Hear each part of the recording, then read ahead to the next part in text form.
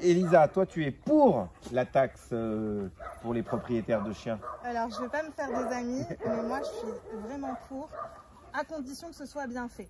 Il ne faut pas que ça ruine les propriétaires de chiens, évidemment, mais je pense que c'est un moyen aussi de les responsabiliser. En tant que directrice de l'association AVA, moi, je vois toujours, c'est moi qui traite les demandes de placement, les demandes d'abandon. Il y a une espèce de psychose générale qui est « oh là là, la taxe, ça va augmenter les abandons, ça va réduire les adoptions ». C'était la même psychose quand il y a eu le Covid. On s'est dit « oh là là, le Covid, ça va engendrer une hausse des abandons ». C'est une psychose générale, moi j'y crois absolument pas. Je pense que les gens qui ont des animaux, à quelques exceptions près, ils adorent leurs animaux, ils sont prêts à se saigner pour eux, ils sont prêts à ne pas manger pour que leur chien y mange. Ça, ce sont les propriétaires dits émotionnels. Oui. C'est ceux qui ont un attachement très fort. Mais il y a aussi des propriétaires qui sont dits pragmatiques. Oui, Et les propriétaires pragmatiques, eux, ils n'ont pas forcément un attachement ultra fort à leur animal.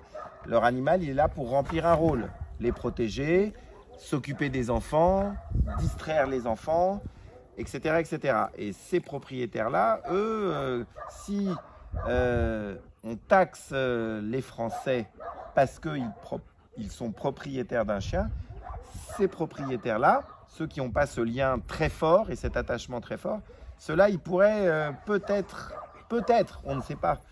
Si c'est une somme considérable qu'ils doivent verser tous les ans, peut-être, mais moi je ne pense pas que l'État soit bête à ce point. Quand j'étais au Canada, ouais. C'est ce que j'ai expliqué à l'émission à laquelle j'étais invité à France Bleu, Île-de-France. Quand j'étais au Canada,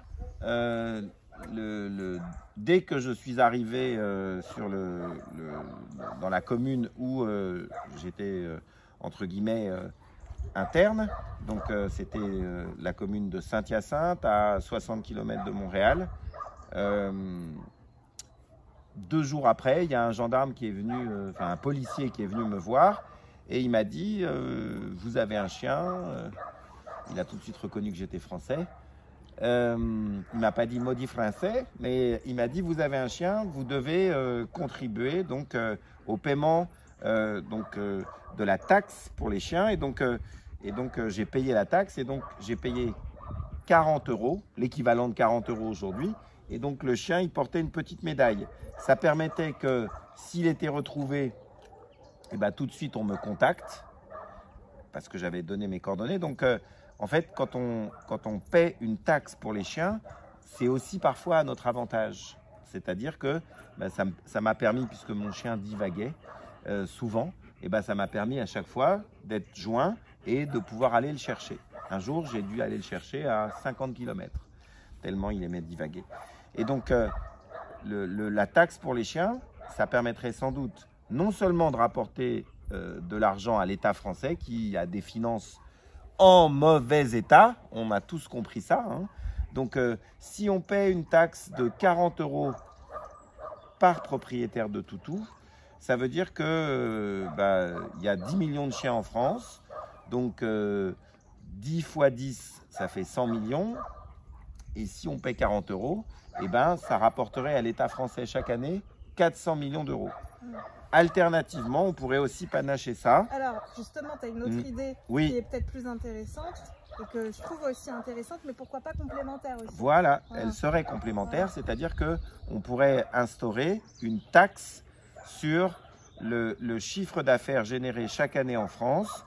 Il est de l'ordre de 6 à 7 milliards d'euros par an pour toute la filière des animaux de compagnie. Donc ça veut dire les pet shops, ça veut dire les éleveurs, les vétérinaires, et si on instaurait une taxe de 1%, alors que ce secteur génère 7 milliards d'euros de chiffre d'affaires par an, ça veut dire qu'elle rapporterait 70 millions d'euros. Donc on pourrait instaurer une taxe solidaire sur tout le secteur de la filière des animaux de compagnie, et en même temps instaurer une taxe, mais d'un montant raisonnable.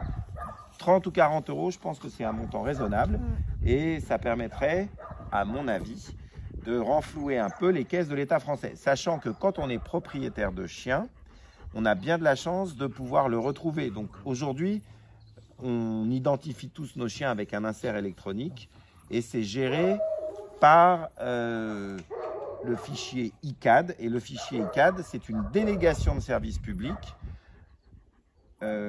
qui a été organisée par le syndicat national des vétérinaires d'exercice libéral et par la Société centrale canine.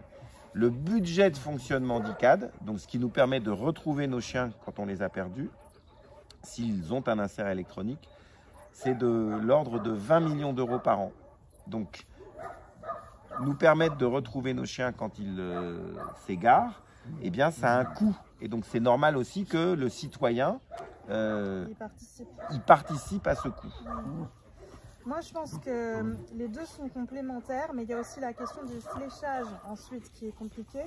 Moi, de mon point de vue, il pourrait très bien y avoir effectivement une taxe sur les entreprises qui irait directement à l'État, l'État le répartit comme il veut, mais qui aurait en plus une taxe sur le citoyen propriétaire de chiens qui serait géré par les municipalités. Oui, totalement d'accord avec toi. Et qui servirait finalement à la collectivité, mais à l'échelle municipale, finalement, la gestion des chats, la gestion des animaux errants, etc. Sauf que, dans cette idée que tu as, si c'est strictement la municipalité qui l'organise, tu vois, nous par exemple, la ferme Ava, on est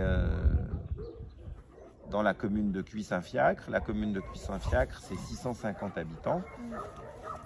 Les ressources générées par cette taxe, elles ne seraient pas du tout comparables aux ressources qui seraient générées, par exemple, par la ville de Paris. Donc, je pense qu'il ne faudrait peut-être pas mettre ça à l'échelon municipal, mais peut-être à l'échelon départemental ou régional.